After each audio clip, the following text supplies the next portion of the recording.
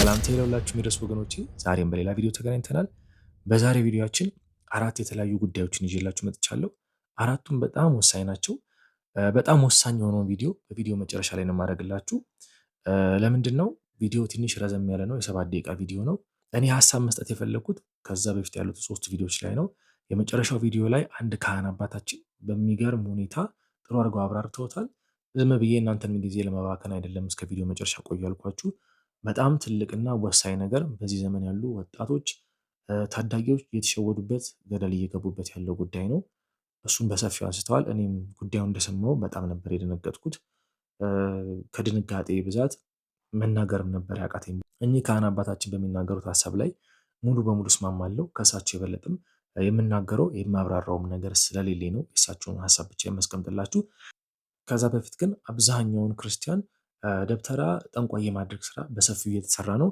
ስለዚህ ጉዳይ አንድ አባታችን በሰፊው ሲያብራሩ ነበረ። የእሳቸውን ሀሳብ እና መጽሐፉ የት እንደሚሸጥም አግኝቼዋለሁ። መጽሐፉን በጎን የእሳቸውን ንግግር በጎን አደረግላችሁና ቪዲዮን አብረን እናየዋለን።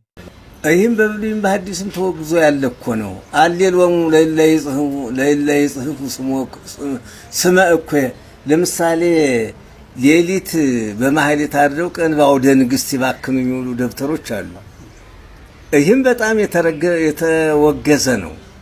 እግዚአብሔር ሁለት ነገር ይዞ አንድ እግዚአብሔርን ማስተናገድ ወይም ከእግዚአብሔር ሕግ ወጥቶ ለሰይጣን ማደር እንጂ ሁለት ነገር ሙቅና ቀዝቃዛ ሆኖ መኖር አይቻልም በጭራሽ። መድኃኒታችን እግዚአብሔር ነው። ለምሳሌ እጽዋት መድኃኒቶች ናቸው። ለተራበ ሰው ምግብ፣ ለተጠማ ሰው መጠጥ ፈዋሽ እንደሆነ ሁሉ እጽዋትም አሉ ተቀምመው በሕክምና የሚመጡት ከእጽዋት የተቀመሙ ናቸው። ይህንንም በባለሙያ ያሳውቆ ሳይሸሽግ ሌላ መተት ምናምን ሳያመጣ መጠቀም ይቻል ይሆናል። እግዚአብሔር በዓለም ላይ የሰጠው ሁሉ እያንዳንዱ ቀመር ስራ አለው። ያለ ስራ ዝም ብሎ ለመጫወቻ ድራማ አድርጎ ያመጣው ፍጥረት የለም። ሁሉም ሰውን እንዲያገለግል ነው። ከሰማይ በታች ፀሐይ፣ ጨረቃ፣ ከዋክብትም እንኳን የሰው አገልጋዮች ናቸው። በከርሰ ምድር በዘባነ ምድር በህዋው ያለው ፍጥረት ሁሉ የሰው አገልጋይ ነው። ከዚህ ውጭ ወጥቶ ግን ራሱን አምላክ አድርጎ እኔ እንዲህ እፈጥራለሁ የሚል ግን ይህ ከሰይጣን ተልኮ ያለው የሰይጣን መጽሐፍ ወንጌል እንዳለ የሰይጣን መጽሐፍም አለ። የድህነት መጽሐፍት እንዳሉ ሁሉ የሰይጣንም እኒ ጨጨ ጀጀ እያሉ የሚጻፉባቸው የጥንቆላ መተቶች ግሳንግሶች ሞልተዋል።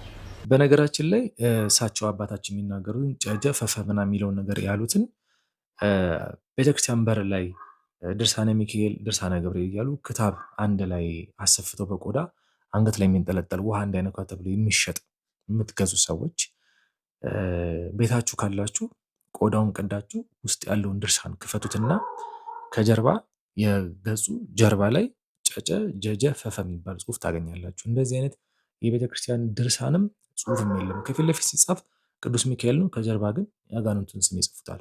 ስለዛ ነው እያወሩ ያሉት አባታችን። እኒህ መቼም ሰጪ መጽዋች እስካለ ተመጽዋች እንደማይጠፋ ሁሉ እከብራለሁ የሚል ስሜት እስካለ አከብራለሁ የሚል ዋሾ መምጣቱ አይቀርም። ይህ ነው። ይህን መታወቅ ያለበት ሰይጣናዊ ነው በጭራሽ። እግዚአብሔር አንድና አንድ ነው። ሰው በዚህ ዓለም ላይ በተሰጠው ስጦታ ሰርቶ መክበር ብቻ ነው፣ ሌላ ነገር የለው እና ቤተክርስቲያን ይህን ሁሉ ኮተት አትቀበልም። እውነታቸው ነው። አባታችን እንደሰማችኋቸው ነው ሲያወሩለት የነበረው መጽሐፍትም በጎን ስታዩት የነበረው የሚመለከታቸው ቢችሉ ወደ ጸበል ቦታ ቢወስዷቸው እንደሚያደርግ ዛር ነው፣ ርኩስ መንፈስ ነው።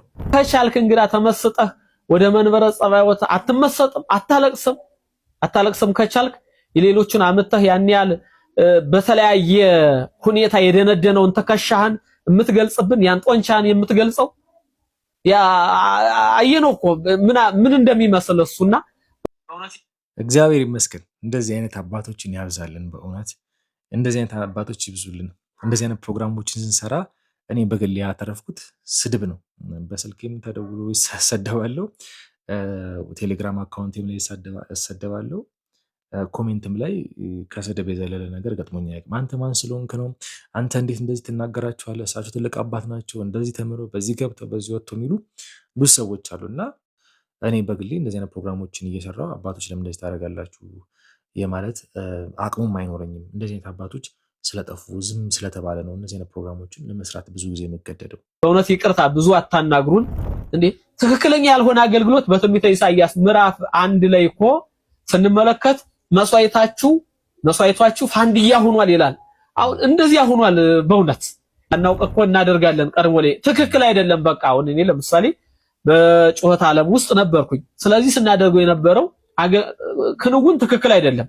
ማለት ላይ እኮ መቋሚያ መወራወር፣ ጸናጽር መወራወር አለና እሱ ትክክል አይደለም። ፈሮን ከራሳችን ላይ ሰቅለን እንደ እንዝርት የምንሽከረከርበት እንዲያ እስክታ ዳንስ እንዴ በሉ ጠጡ ሊዘፍኑ ተነሱ ተብሎ እኮ ነው የተጻፈ። የሚመለከታቸው ቢች በጣም ነው የሚያሳዝነው። አባታችን ትክክል ናቸው። ምንድነው ያልተናገሩትና ያለፏት? ምናልባት እኛ አባታችን በሰፊው ተናግረውት ሊሆን ይችላል። ቪዲዮ ተቆርጦ ነው እኔ ጋር የደረሰው።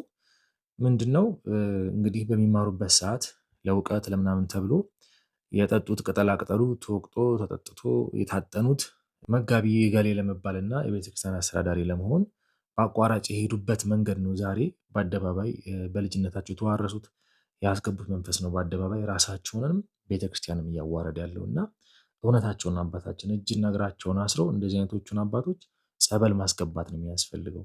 ችግር ይንሳሽና ምን አይነት ሴት እናቴ ሀብታም መሆን ፈልገሽ ሀብታም መሆን ይጠል እና ስለዚህ ደህና ቻው ባይ ባይ ልንላት ነው ማለት ነው እንዴ? በ3 ወር በ4 ወር ውስጥ ምክንያት ውስጥ አንድ አባት አግኝቼ ማለት ነው። በጣም የተከበሩ ትልቅ ሰው ናቸው። የብዙ ሰው ህይወትን ነው የለወጡት ማለት ነው በትልቁና እንትን ሰጥተውኛል፣ መፍትሄ ሰጥተውኛል፣ የሆነ የሚጨስ ነገር ሰጥተውኛል። ለቤት ውስጥ ጨስ እናደርጋለን። ከዛ ጥቁር ፍየል ገዝተን ደግሞ ቤት ውስጥ ዝም በይ ጠጥ በይ ይሄንን ሳደፋብሽ ፍየል የምን ፍየል ጥቁር ፍየል ገዝታችሁ የምን አባት የምን ፍየል ነው የምታወሪው? የአንቺ ልጅ የት አገኘሻቸው? ሲጀመር እስኪ ንገሪኝ። ሰውን ያገናኘኝ የብዙ የት ሀገር ምኑ ጋር ናቸው? አንቺ ስራ አይደለ እንደምትይው መች ቀን ረፍት አግኝተሽ ታውቂያለሽ? አዎ ሰውን ያገናኘኝና አንቺ ሰው በቃ አይምሮሽ ተነፍቷል። ማሰቢያሽ በቃ ገናኝ ይቅር ይበለኝ በይ። ከነገ ጀምረሽ ጸበል ትገቢያለሽ ንስሐ ገብተሽ። አንቺ ልጅ እኔ ይሄንን እንደው ምንሽም አላማረኝ እንዳልደፋብሽ የኔ ሞቀ ጀበና እኮ ምን ችግር አለው? ፕሪንሳሽና ምን አይነት ሴጣን ነው ቤት ውስጥ ይዘሽብኝ የገባችው?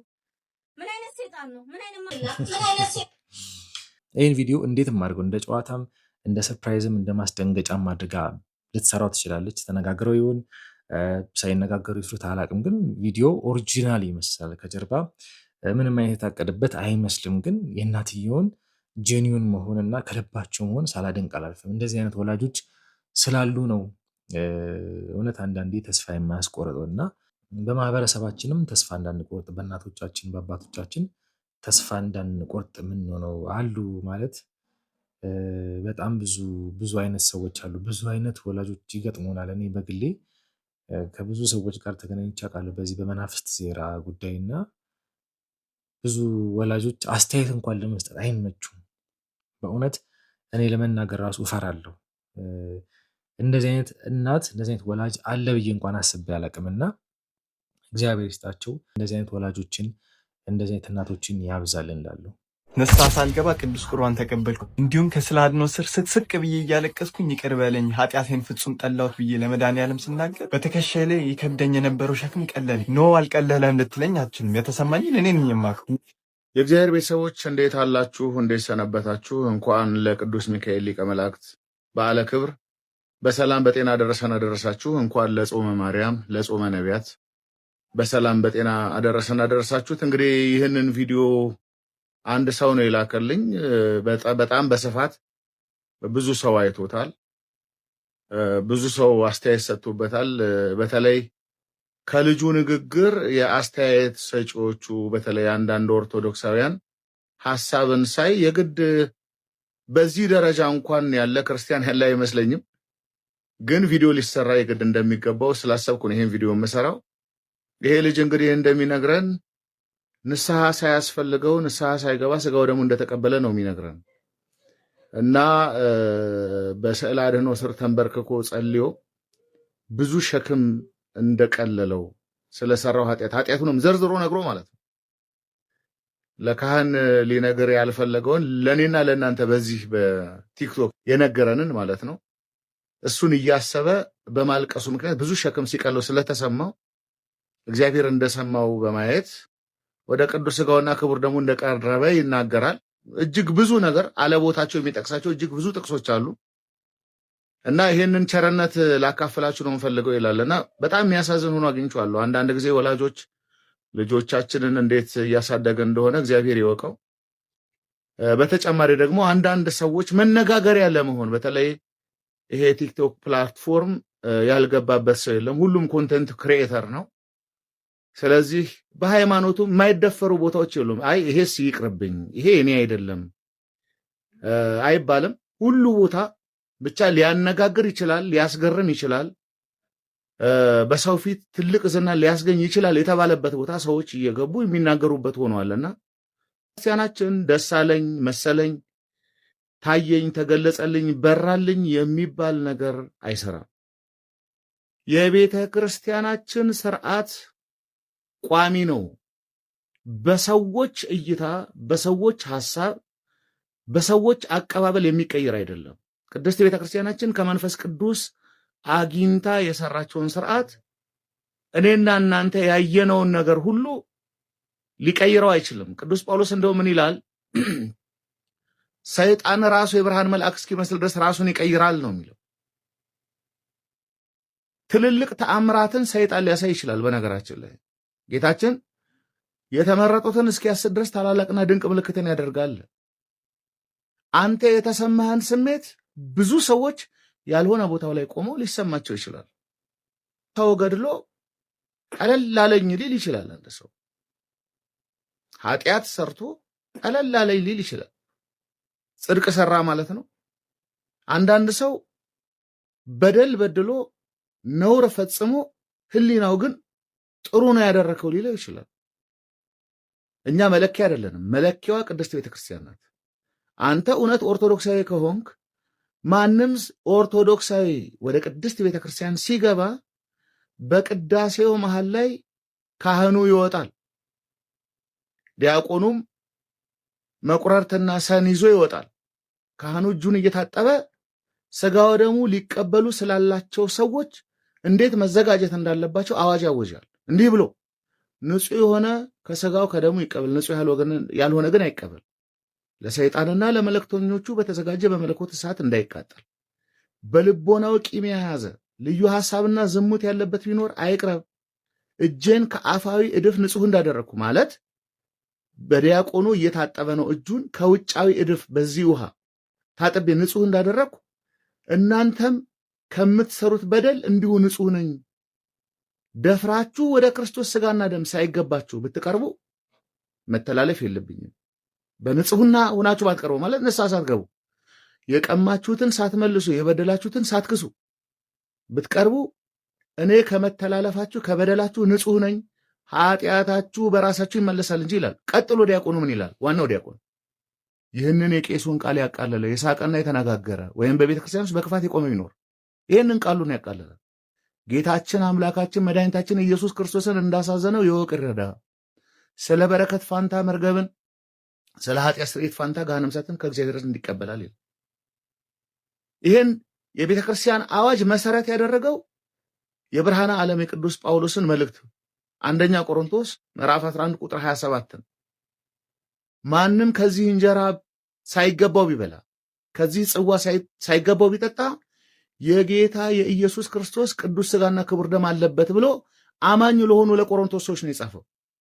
የቆሮንቶስ ሰዎች ክርስቲያን ከሆኑ በኋላ ሥጋ ወደሙን እንዳይቀበሉ የሚያደርጋቸው እንዳይገባቸው የሚያደርግ ነገር ምንድን ነው ካለን ኃጢአት ነው። ክርስቲያን መሆን ድጋሚ ኃጢአት ላለመስራት ዋስትናችን አይደለም። ነገር ግን ከኃጢአት ጋር ለመጋደልና በዚያም ጸንተን መኖር መንግሥተ እግዚአብሔር ለመውረስ ዋስትናችን ነው እንጂ። ስለዚህ በየጊዜው ኃጢአት ስንሰራ ንስሐ እንገባለን። ንስሐ ከሰባቱ ምስጢራት ቤተክርስቲያን ውስጥ የማይታለፍና ግድ የሆነ አንዱ ምስጢር ነው። ይሄ ሁሉ መልእክት እየተነበበ ያንተ ደሳለኝ መሰለኝ ነው ማለት ነው። ይሄን ሁሉ ያለፈው ለአንተ ኃጢአት የቀለለ ስለመሰለ አትሳቱ፣ እግዚአብሔር አይዘበትበትም ይላል ቅዱስ ጳውሎስ። በሌላ ነገር ብንጫወት መልካም ነው። ስለዚህ የቤተ ክርስቲያን ስርዓት የሚታለፍ አይደለም። አዎ ንስሐ አባቶች ትልቅ ኃላፊነት አለባቸው። ባለፈውም በማህበር መቁረብ ይቻላል አይቻልም ሲባል እንዲህ አይነት ችግሮችን ከመቅረፍም አንጻር ጭምር ነው። ንስሐ አባቱ ሳያውቀው የሚያውቀው ቤተክርስቲያን ሳይኖር መቀበል የለበትም ያልነው እንጂ ከስጋው ደግሞ አትቀበሉ ብለን አይደለም። እንዲህ አይነት አላጋጮች ገብተው ስጋው ደግሞ ይቀበላሉ። ለራስህ ዕዳ ነው የበላኸው። ይሁዳም እኮ ስጋውን ደግሞ ተቀብሎ ነበር። ወጥቶ ግን ጌታውን ነው የሸጠው። ስጋው ደግሞ ስንቀበል እንደሚገባን ሆነን የማንቀርብ ከሆነ ባክፋፋነው በቅዱስ ስጋውና በክቡር ደግሞ እንጠየቃለን። ምንድነው? መልክዓ ቁርባን አለ በላኢ ውእቱ ዘይበልዕ ለአማጽያን ወእሳት ነዳዲ ዘያዊ ኃጥአን። አመፀኞችን የሚባላ እሳት ነው ይህ ቅዱስ ስጋውና ደግሞ እውነተኞችን በአግባቡ የቀረቡትን ደግሞ የሚያድን እሳት ነው ይላል። ስለዚህ እያስተዋለን ንስሐ የሚታለፍ ምስጢር አይደለም። አትቅረቡ ያለ የለም። ተዘጋጅታችሁ የቀማችሁትን መልሳችሁ የበደላችሁትን ክሳችሁ ንስሐ ገብታችሁ በምክረ ካህን ልትኖሩ ያስፈልጋል። ይህን የምትሰሙ ይህን የምትቀበሉ ኦርቶዶክሳዊ ሆናችሁ ሁላችሁ በእንዲህ አይነት አሳሾች እንዳትታለሉ። ወስብሐት ለእግዚአብሔር ወለወላዲቱ ድንግል ወለመስቀሉ ክቡር አሜን።